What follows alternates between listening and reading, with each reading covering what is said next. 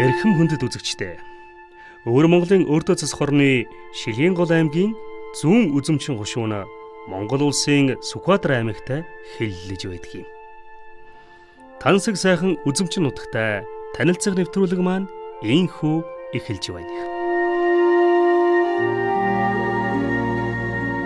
За ингээд бид нар болохоор Шилгийн гол аймгийн зүүн үзэмчин хошооны Хатавч боомтод ирээд байна. Хатавч боомт маань болохоор Монгол улсын Сүхбаатар аймгийн бичигт боомттой ингээд хилдэг.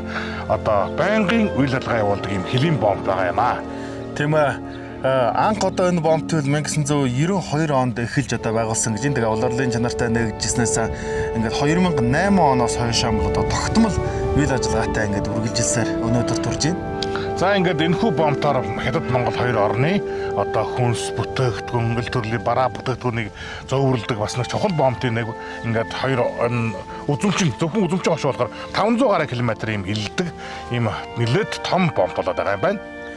За ингээд бид нар одоо өнөөдрийнхөө нэвтрүүлгээр үзэмчний тансаг сайхан нутаг орон ард иргэдийнх нь амьдрал тэгвэл засаг төрийнх нь бодлого гэдэг одоо сонирхолтой зүйлсүүдийг үзэгчид та бүхэндээ хүрэхэд бэлэн болжээ. За ингээд үзэмчин нутгаар та бүхэн бидэртэй хамт тавтай аялаарай.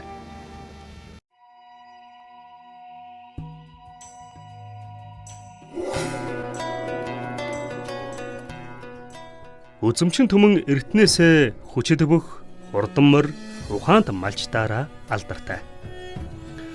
Өдгөө энэ нутгийн хүн амын 50% нь буянт малаа дагаж үржил шимийн хүртэн нутаг орондоо тархан сууж байна.